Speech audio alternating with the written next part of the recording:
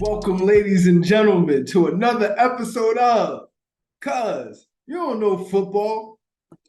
This time, guys, today I left everybody alone today. I didn't want anybody interrupting us. I just wanted to talk to you guys.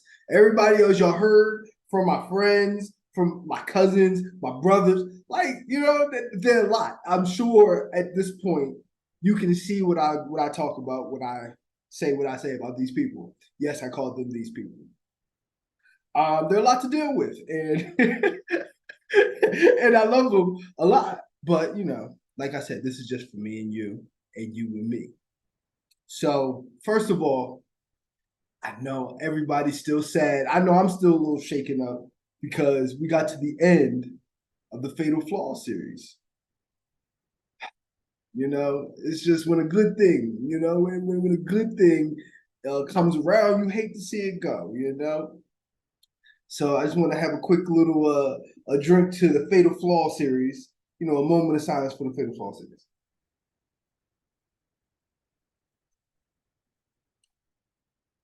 Moment's over. So during the Fatal Flaw series, listen, we had record highs as a podcast. Listen, our views skyrocketed. Our likes skyrocketed. Our followers skyrocketed. Everything went up. It was a beautiful thing. So I want to thank everybody involved, especially my co-hosts. I just badmouth real bad, right? I want to thank my co-hosts for helping me being a part of it. And we're gonna keep rocking and rolling. So today, well, let me say this. Let's back up. You guys know I move fast. A couple weeks ago, before we did the Fatal Flaw series, I did a way too early playoff prediction. Way too early. So that's just who I am. You know how I get down. You got to be bold or you got to go home. So I told you guys in July who was going to the playoffs. So today I'm revising that. So I'm going to let you know who's going to the playoffs, except this time. Now I'm getting bolder now. This time I'm gonna tell you who's going to AFC and NFC championship games. And I'm gonna tell you who's going to the Super Bowl. And I'm gonna tell you who's going to win the Super Bowl. Okay, I know. This is a lot. But keep in mind, I reserve the right to make I reserve the right to change certain things as I see fit. Okay, so before I gave you my first rendition of it, today I'm giving you my second rendition of way too early playoff predictions. And I will be giving you another one at some point in the season, and I will let you know about that. But yeah, so it's all good. It's all good. So where should we start? So if I remember correctly, the teams that I picked in, so I surprised y'all. I remember this. I surprised y'all because I took out Chargers and I took out the Ravens out of the playoffs completely. I know none of y'all saw that coming. And I think I got some more surprises for you. I got a lot of comments and some DMs, some nasty DMs that I said that I did that and I said that. So we're just going to see how this work out now. So we'll just get right into it. So I'm gonna go with the AFC. I'm gonna start with the AFC because with the NFC, I got something for y'all. Y'all gonna think I went off on this one. Y'all gonna think I went off on this one, but I got something for you. All right. So let's start with the AFC East. So I'm gonna be honest. I'm still sticking with Buffalo. I am not confident in Buffalo right now. I think they got a lot of ifs, but they have things that we can rely on. And me making that pick, I'm not sure if that's 100% what I believe or what I feel as though is safe. Buffalo is obviously the safe pick. I think they can be had by the teams in their division, though. They absolutely couldn't be had. So if they ain't right, I think like I said, I think Josh Allen, ever since he lost, cannot think of the Giants head coach Dable, Brian Dable. Ever since he lost Brian Dable, he kind of returned back to that guy who's inconsistent, who's up and down, and not to the same degree, but enough that I think he has messed up some things. Add that to um, Add that to I think once again the wide receiver core is thin. You got Stephon Diggs and some guys, and I think that always bodes bad come playoff time when you have a guy that clearly the other defense can say that's who I'm going to take away. I think it makes it harder because they're going to try to take him away. And also, so Von Miller's coming back, and I love Von Miller. He's a Hall of Famer. I don't know if he's definitely not the same Von Miller that he was in Denver. With that said, it's not that he's the problem. They don't have another pass rusher, and I think they need another pass rusher. But that defense, like if you look at the defense, last couple years they've been in the top 5, if not the number 1 ranked defense in football. So hooray for them. I just have to see what is going on with the rest of their roster. Yeah, I just like teams with 2 pass rushers. That's just how I am. So with the AFC North, I'm a little bit more scared. A little bit more scared. My mother would be angry with me right now. I'm a little bit. I have pause on the Bengals winning the division because Joe Burrow is going to be out the first 2 weeks, and just like the AFC East, this division they can be had. They can be had, but so I would be less shocked that the Bengals did not win this division because of that. But I'm still rocking with the Bengals. I'm still rocking with the Bengals on this one. Joe Burrow, he'll be back. He'll be back to being Joe Burrow. When you look at their roster, there's not too many things that's not to like about them. When you look at their weapons, they have multiple wide receivers where you say that you really can't take you can't take Jamar Chase away and say that's how you beat the Bengals. You can't. They have a good, not great running back in Joe Mixon, but I definitely feel as though he makes it makes it harder for defenses when he's there. And a defense that's top flight. The only thing about them, once again, and I've always said, their pass rush group just doesn't. It's not the best. And if they ever got that together, man, that would be a scary team. Because I love Joe Burrow, man. I told you, Joe Burrow is the first quarterback, not the first quarterback. He's the best example of a quarterback that I can give you where I was wrong. I looked at him coming out of college, coming from Ohio State, not playing, and then going to LSU with all that talent. And he's played on offenses with all this talent. And I'm like, that doesn't bode well in the NFL. And outside of Patrick Mahomes wasn't there. We would be talking about Joe Burrow all the time, but Pat is there. So that's here nor there. So we're going to go with the AFC South. AFC South, we are going to go with the Jacksonville Jaguars. It's not a surprise. See, here's the thing. I don't think Jacksonville is as good as I'm hearing about them. Like I hear that they're going to run through this division. They're going to sweep this whole division. They might be the number 1 seed. You know what I mean? Trevor Lawrence might be the MVP of the league. I'm not seeing that. I see a 3rd or 4th seed who probably is going to lose in the first round. Depending on who they play, they might get to the second round. But there's no AFC Championship game in their future. So they're just one of those teams. And actually, I think if Trevor Lawrence does not take a step in that scenario, I'm not saying that's going to happen. In that scenario, it would not shock me that the Titans actually could catch them. But if I was to put money in, it's the Jaguars. That's just what this is. It's not even much to talk about there. So then the AFC West. I mean, come on, we got the Chiefs. Come on, like it's not even a bad division.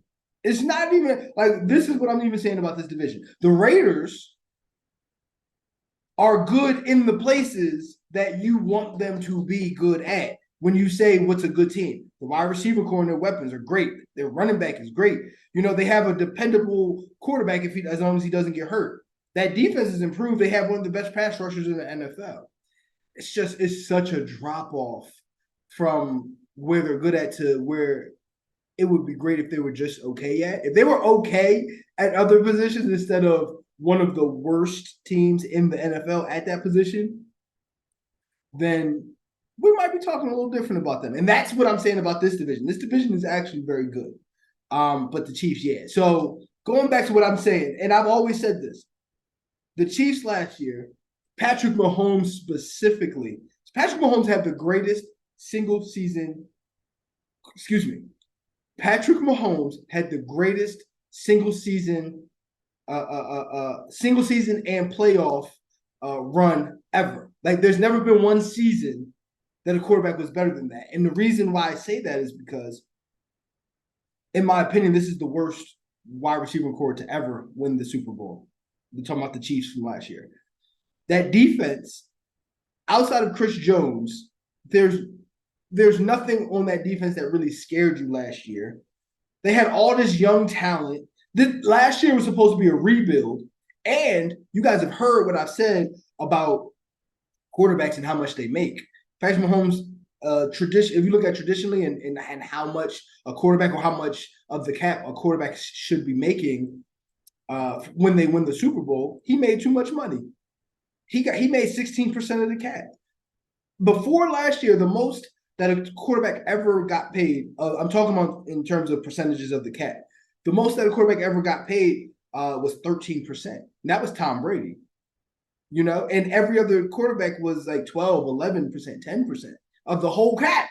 So he got paid 16% and somehow took all of this young, whatever talent, and they won a ring. Like, it really, honestly, I got to scratch my head on that. It really don't even make too much sense. But the thing about them, and this is the scary thing, once again, they had all that young talent. They didn't lose any piece that you're looking at them and saying, oh, that's the piece that could mess all this up. They got continuity. Those young guys are a year older now. They're not young guys anymore. This team is going to be better than the team that just won the Super Bowl. I don't know. We'll see if that means they get back to the Super Bowl, but they're going to be better than that team off of continuity alone. Usually Super Bowl winners don't get it's not like they come back. You lose pieces off of a Super Bowl winner. They kept everybody. And so this is a scary team. And I don't, it's actually pretty scary to think about. But, I don't even have too much to say about that. Like, I mean, you guys know about the Chiefs. So, listen, isn't it so good that nobody's here but us? I listen, I know, I love everybody, but this is us. You know what I mean? So let's pick our three. Wild cards in the AFC. So last week, or the last time we picked it, I picked the Dolphins. I picked the Broncos, and I picked, I believe it was the Jets. So in this scenario, I'm keeping the Broncos in. Like I said, for me, it's hard for me to look at the Broncos when I know that defense is capable of looking at unless Russell Wilson is really on his decline, adding a Hall of Fame head coach and Sean Payton, it's hard for me to look at that and say, with all that potential and a guy that looks at that and say, I can be the head of the whole thing, and you trust it, that they're going to miss the playoffs again. That's how I feel. So I'm putting the Broncos back in. Just to let y'all know. I'm keeping the Ravens and the Chargers out of the playoffs. Okay, keep in mind, it's an average of 6 teams that don't make the playoffs after they made the playoffs the year before. So somebody's about to shock you. Somebody's going to throw you off. You're going to say, I don't know how that happened, but they didn't make the playoffs. So I have my reasons on that. So I'm keeping the Broncos in. I was actually looking at all of this like right before all of it, because right before filming this, should I say, because I really didn't know what to like. There's legitimately like 10 to 12 teams in the AFC that could just make the playoffs, and I'm like, I don't know the last time that that's really happened. So we're seeing. So Broncos are still in. Um, I'm keeping the Dolphins in. If Tua gets hurt, I mean, this is going to be an easy call. You know what I mean? But I'm keeping the Broncos. I'm keeping the Broncos in. I'm keeping the Dolphins in. And I'm putting the Steelers in. Honestly, I like what Kenny Pickett has shown. It's not like it's preseason. It's not like we're saying that he's lighting the world on fire. But his composure, he looks like a quarterback that is comfortable and the team trusts. And with all that talent, with that defense, and Najee Harris, and those receivers, and Freiermuth, and if he's that calming force in that, yeah, I kind of see Pittsburgh getting in, you know.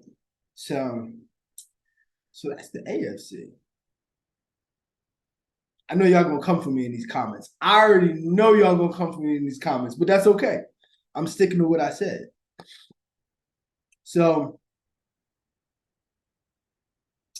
all right, cool. So we're gonna switch over to the NFC. I'm gonna take a little sip. Take a little sip. Gotta stay hydrated for you guys, because y'all trying to work me. So in the NFC, let's start in the NFC North. Listen, guys, when was the last time people got excited about the Detroit Lions? Listen, if you think I'm crazy in anything I'm going to say about Detroit, if you think I'm crazy, please go look up their roster. The only way that I'm wrong here is if Jared Goff had the best season that he ever had, and he is worse. I think that what he did and how he did it is something that he can maintain and duplicate. That's my opinion. So, yeah, I got Detroit coming in the NFC North. I know people have said stuff about the Vikings like still being like good. Like I understand that, but they're worse this year than they were last year. And I don't care how you want to talk about it. The potential, like next year, they might be better than they were last year, But this year with the rookies, like they replaced veterans with rookies, they're worse this year than they were last year. So that's what it is. So I got Detroit in the North. I got the Rams, excuse me. I apologize, guys. I did not mean the Rams. I have the 49ers coming out of the West. That's the team that I have coming out of the West. And it's a pretty easy pick. I'm still looking at when I still am curious about when they signed Sam Darnold. I'm curious that pick, man. I'm telling you, that pickup, that move perplexes me. Like, do they think that Brock Purdy is not the guy, or they're really worried about that injury? Or is this they think he's going to get hurt again and they have no idea, so they need somebody? Or are they looking at this and saying, oh, we just stole our next quarterback?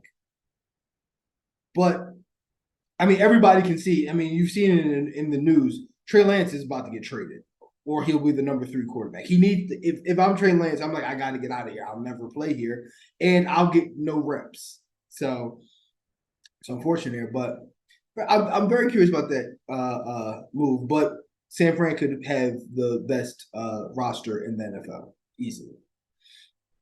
All right. All right. All right. So I'll go to the NFC South. And actually, I have the Saints. So listen, y'all, I want to talk to y'all about the Saints real quick. That's my dark horse team. Listen, I know. But keep in mind that defense is legit. Okay. Add that to they got excuse me, they got Chris Olave as their number one wide receiver. They got Derek Carr. Now, Derek Carr, if he doesn't have to carry a roster, which I've seen him do, but if he doesn't have to carry a roster, I think Derek Carr is a guy. If you don't make him have to make a whole bunch of decisions, he excels. You know, like he's another one that goes up and down, up and down, up and down. But last year was a bad year for him, and the year before that, he carried a really bad Raiders team to the playoffs. Last year was a down year, and this year I'm curious to see with this talent. But here's the thing: the Saints got some ifs. Now, if those ifs pan out, the Saints are going to be hard to beat. So Michael Thomas coming back. I don't think he's the 100 plus catch guy. You know what I mean anymore. But I thought he broke the record for most catches in a single season. He's not that guy anymore. But if he's that possession receiver that can be that kind of blanket for Derek Carr with Chris Olave, when you also add in, now I know we figuring out with Alvin Kamara, but you also got Jamal Williams from Detroit. So you're either going to have Jamal Williams as your back, which you can hand the ball to him and you can lean on that kind of running game, or you're going to have a two-headed monster, excuse me, with Jamal Williams and Alvin Kamara. Now, Alvin Kamara is interesting here because I don't think he was he didn't showcase or highlight, his skills like he usually does. But keep in mind, Alvin Kamara is a guy that when Drew Brees was there, Drew Brees, the guy that lights up the league, he was the guy that made it routine to throw for 5,000 yards a year. That guy, he got Alvin Kamara. He started dumping it off. He started just dumping it off. And last year, actually, they had Jameis Winston who wants to go down the field, and that might have been a reason why that Alvin Kamara's numbers went down a little bit. But if he's that blanket where you could just say, just give it to him and just go get yards, Derek Carr is going to be is in a great situation. He's in a great situation. You know, yeah, the Saints are they're a sleeper team for me. You know, so I'm not gonna go too big on them, but if a couple of things pan out, you watch out for the Saints. And finally, the NFC East. I'm sticking with my pick with the Cowboys. I just think I'll talk more about the Eagles in a second because I do think they'll make the playoffs, but we'll talk about that. Continuity, in terms of Dallas, I'm talking about. The continuity, the additions in the holes that they had, the defense that they have. Yeah, I think Dallas. The only thing that scares me about Dallas is Mike McCarthy is calling plays. That actually does scare me a little bit. But I think that's more of a long term or in the long run that comes to haunt them, not necessarily in the beginning. But yeah, I think they can win enough games to win this division, and I'll just go really fast into the NFC. How do you say? Sorry, I had a couple. The wild card teams, the NFC wild card teams. So I'm gonna start with the Eagles. Here's why I think the Eagles are not going to win the division. They lost their offensive coordinator and their defensive coordinator. Next year, I think they're going to be very scary. But in this year, they have a lot of young pieces that I think need a year. And the loss of the offensive and defensive coordinator, that's your think tank. So, like, keep in mind, a quarterback talks to the offensive coordinator. He doesn't talk to the head coach. Who's in the quarterback's ear is the offensive coordinator. That's the person that you rely on. That person is gone. So now we're looking at Jalen Hurts and we're saying, how do you respond to that? Who is he? So keep in mind what the thoughts were when him coming out of college, as opposed to what he proved to be. Shane Steichen had a lot to do with that. You know, no matter how you spin that, Shane Steichen had a lot to do with that. I think he comes back down to earth a little bit. You know, I think he's a great quarterback. I just think he has to figure it out this year, and I think they will take a little bit of a step back because of that. But I think the Eagles are still very good.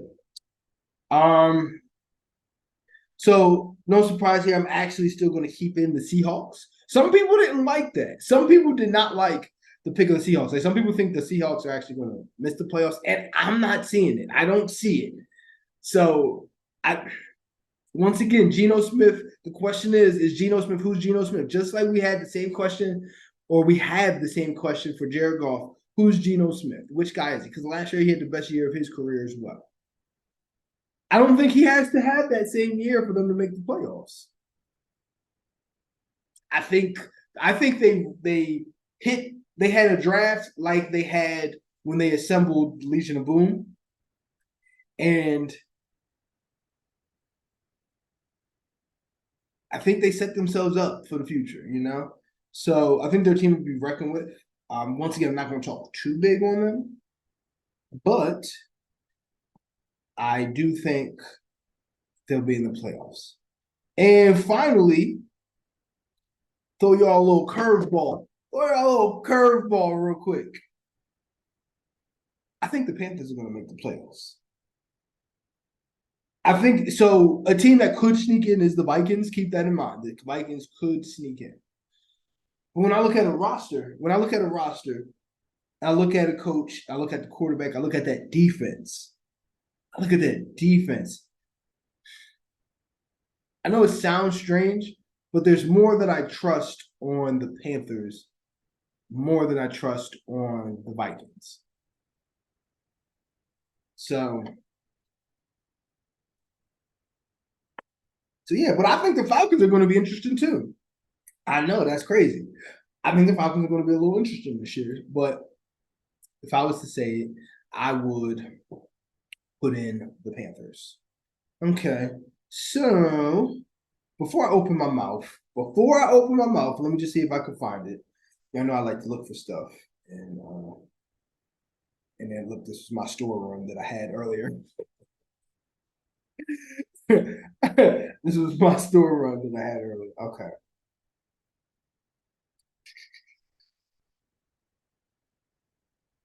Okay.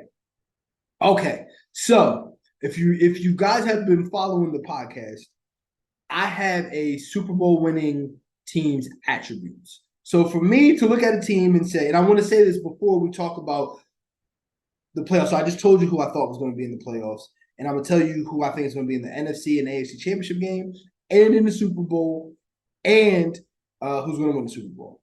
So what I look for in a Super Bowl winning team in terms of their attributes, I'm going to tell you right now. I look for a top 10 quarterback making less than 13% of the team's salary. Now, I was just talking about Patrick Mahomes and the Kansas City Chiefs, and I just told you that was the first time that happened ever. I can't look at that and say, okay, all of this quarterback getting paid all of this money, now all of a sudden I'm expecting them to win a Super Bowl. No, I don't expect any of these quarterbacks who get paid more than 13% of the cap. And like I said, it was Tom Brady who was able to get 13% of the cap and win a Super Bowl before Patrick Mahomes. I can't look at any of that. I just named possibly the best two quarterbacks of all time, the greatest two quarterbacks of all time. These other quarterbacks are not going to be able to do it. They need to get paid less. So keep that in mind. These teams that I'm going to name, they're going to be they're going to have a top 10 quarterback on their roster. That means he's top 10 right now. Not that he was top 10. Now he's going to be top 10. Right now, he's top 10. And he got to make less than 13% of the cap. Number 2, not having a top 5 wide receiver. I know that people are going to be like, why would you not want the top 5 wide receiver in your wide receiver core? And I will tell you why. I alluded to it already in this podcast. When you have a top 5 wide receiver, when you have a guy that a defense says this is absolutely positively who they're trying to go to, that defense has time to prepare, and they have more time to prepare, and they devise a strategy to take that away. So it's basically like trying to fight with if you're right-handed, it's like trying to fight with your right hand behind your back. Some teams have a very nice left hand, but most teams don't.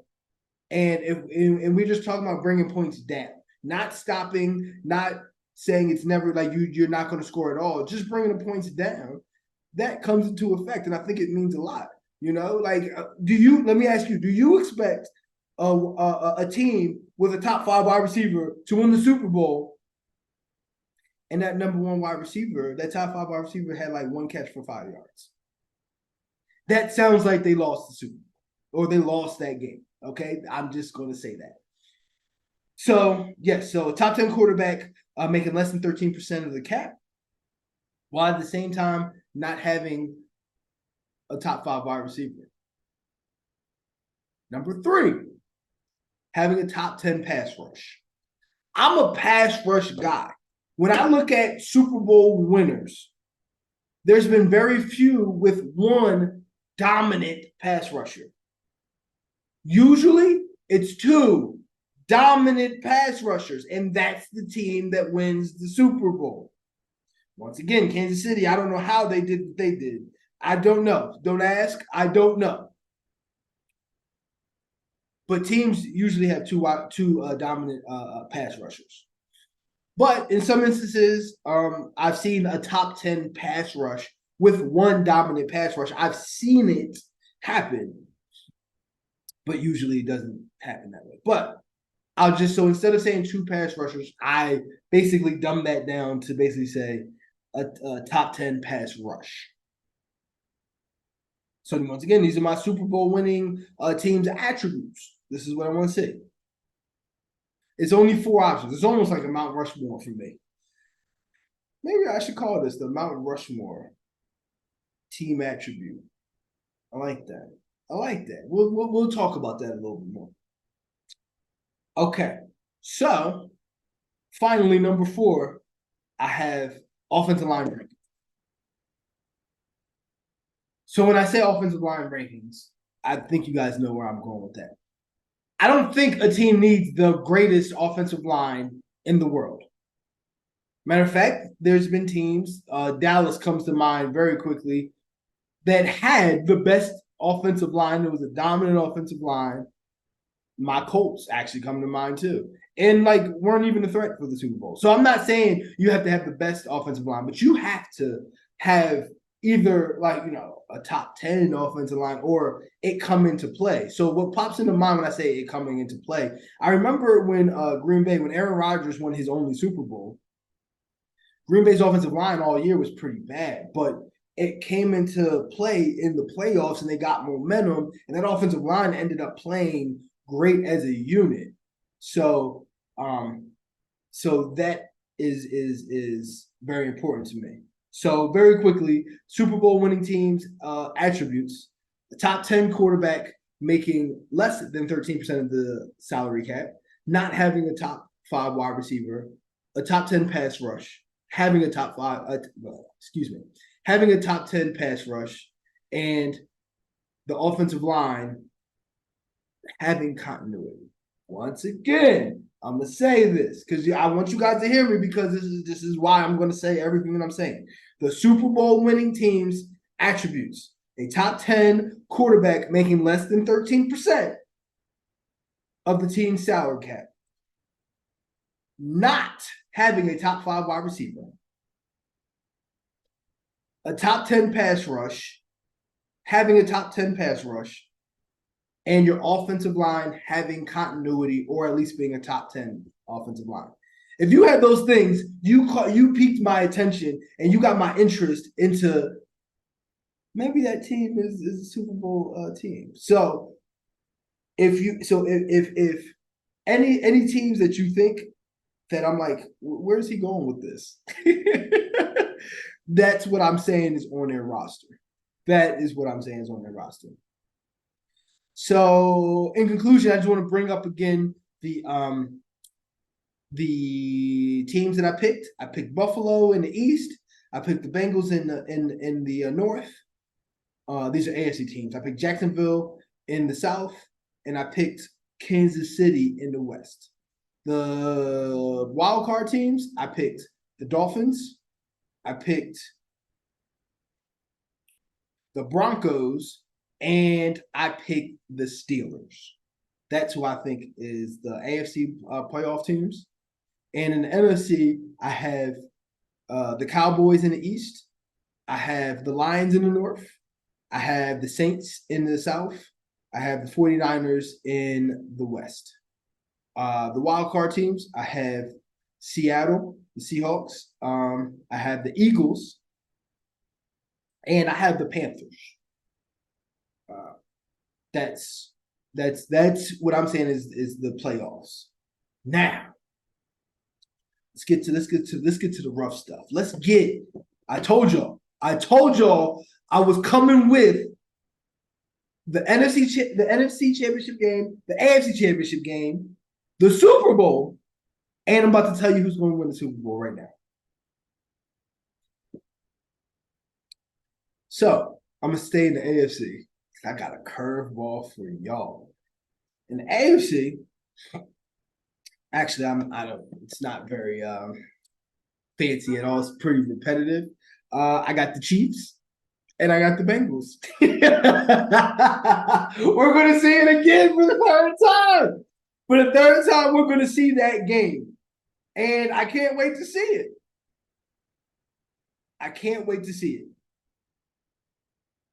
But when I look at once again what translates to wins in the playoffs, quarterbacks that are dominant, what are they getting paid? What's going on in their roster? What's their roster looking like?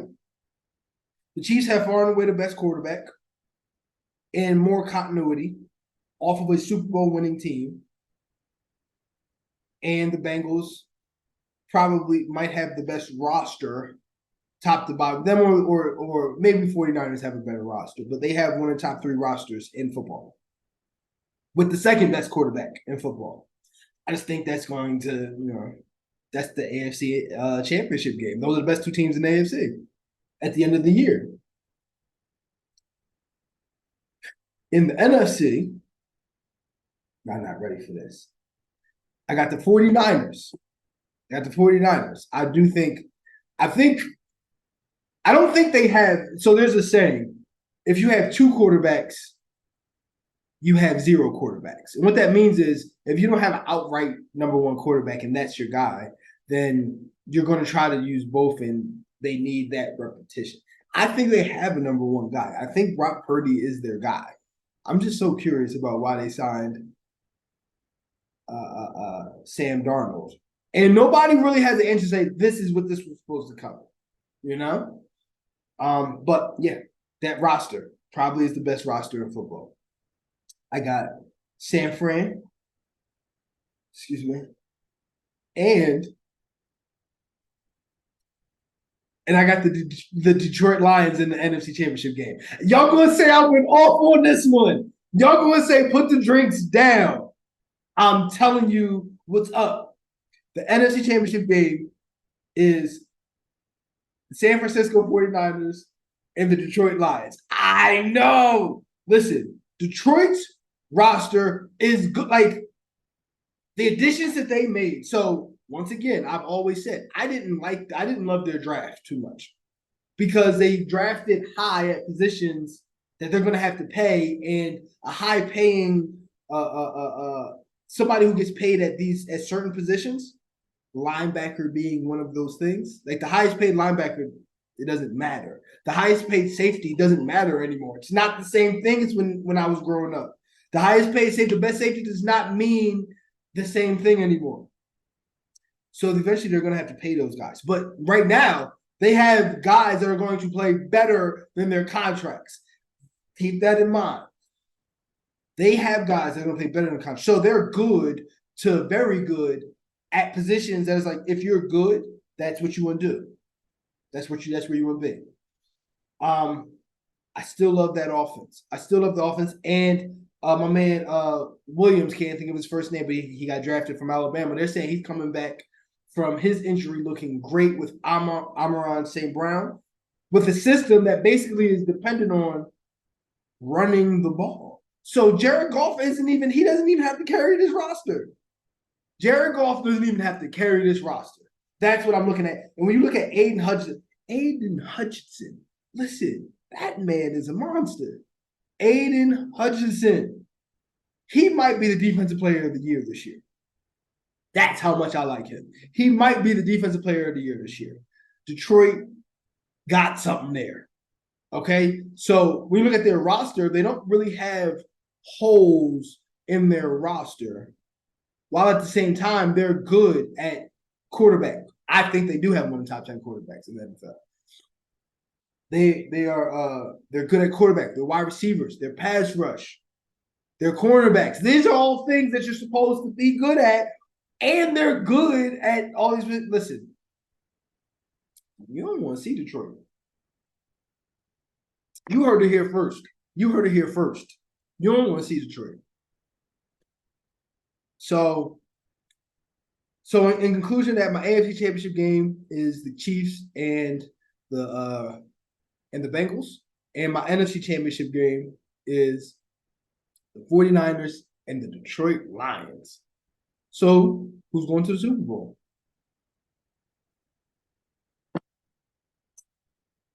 I'm just going to smile at y'all for a second. I'm just going to smile at y'all for a second. The Chiefs are going back to the Super Bowl.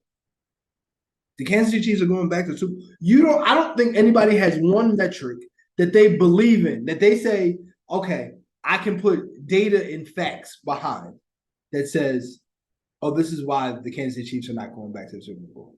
I don't think anybody has it. Does that mean that they won't? I don't know. I mean, we went through the whole Fatal Flaw series. We told you Kansas City's fatal flaws. We told you here. We told you Kansas City's fatal flaws. Doesn't change the fact that they're going back to the Super Bowl.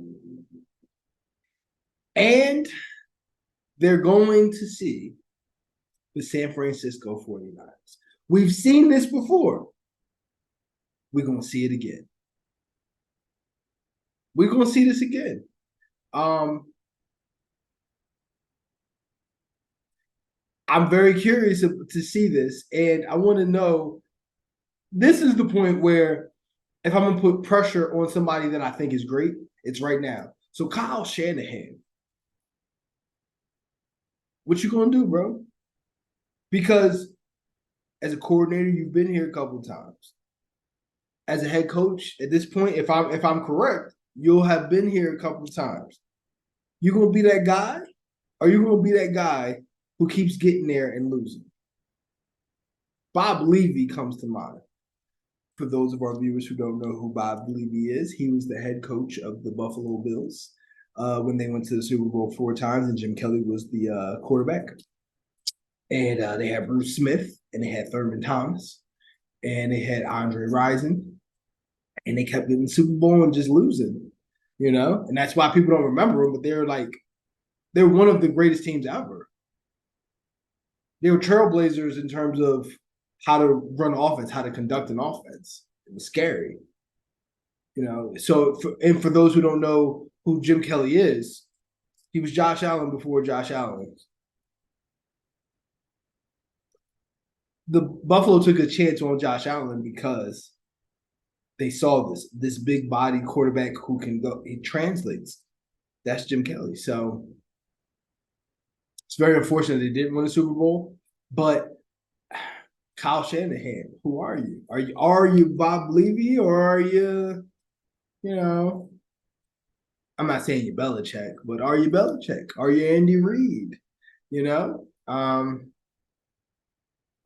Who are you? Are you McVay? Are you Sean McVay? I don't know. We're gonna find out. So now the time that we all have been waiting for. We've all been waiting for.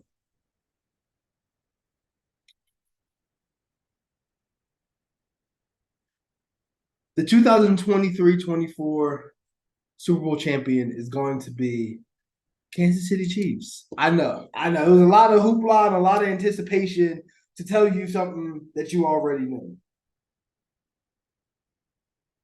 When you talk about a Super Bowl winner, when you talk about a Super Bowl winner,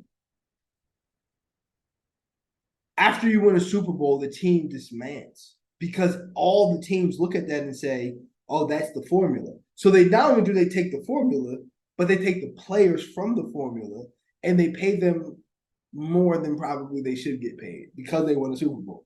It happens every single year. The difference between every single year and this year is Kansas City didn't lose anybody that you're looking at and saying, oh, that's a step back for them. Everything about what they have right now is still, in a step forward. It's at least as good as it was last year at every position, if not better, because people got older and they're not young. Pacheco is not he's not a rookie anymore. You think he's going to be worse? Who knows? I can't even think of Sky Moore. Sky Moore, the wide receiver. Is he going to be worse? I don't know. He wasn't even really effective last year. So even I expect him to be a little bit better, but they're fast at all these positions and they're good at it. And Chris Jones. Now I want to say this about Chris Jones. I think last year Chris Jones made a statement that the gap between him and Aaron Donald is not as big as you think it is. There's nothing else on that defense that you're scared of. It was Chris Jones, and they moved him everywhere on that defensive line. He was over the center. He was in the center guard gap. He was in the guard tackle gap. He played defensive end. Like they moved him around, and no matter what they did, that was it. So shout out to Chris Jones because I don't think people talk about him in that Aaron Donald light. And I know that because people talk about Aaron Donald as potentially being the best defensive tackle of all time.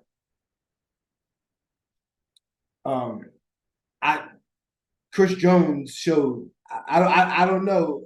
I'm not saying Aaron Donald couldn't do that. I'm saying Aaron Donald had some stinkers, like some bad defenses that he was on. And when I look at how much talent is on the Chiefs defense, in my head, I think, well, that's what a bad defense looks like. Except it was a Super Bowl caliber defense. That was Chris Jones. So yes, ladies and gentlemen, this is exactly what you came here for, to hear something that you already know. So this has been the way too early playoff predictions, part 2. In part 2, we told you who's going in. Let me say, we told you who's going to the Super Bowl, who's going to win a Super Bowl, and everything. So, back to South. So, I reserved the right to tell you later on in the season, okay, this is the changes we when I get some actual information in it. This is all just information based off of what happened last year, all season moves, and looking at continuity and how comfortable people became. This is wisdom I gave y'all. I didn't even give y'all facts yet because I don't have any information to give y'all facts on.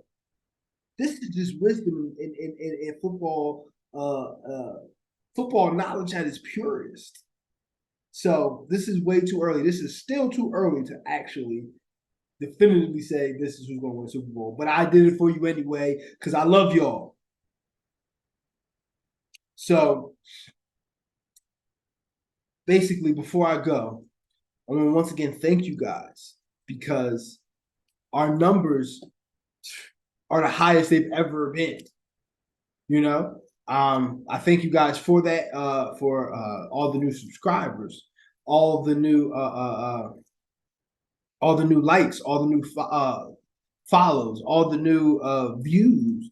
You know, everything means a lot. It all adds up for us. You know, and I'm happy that we can start to bridge the gap between where we were in these bigger podcasts, these bigger podcasts. And none of this is possible without you. So I want to thank you guys. So once again, tune in. You can catch us. You can catch us at on Spotify. You can catch on Spotify. That still feels good to say. I'm not gonna lie to you. That still feels good to say. So you can find us on Spotify, YouTube for the full episodes. That's where we're streaming our full episodes. Facebook, Instagram, TikTok. We all over the place. And guys, finally, just like I do every week, I get to tell you guys, cause you don't know football. I want to thank you guys for tuning in, and I love y'all. See you when I see you. Peace.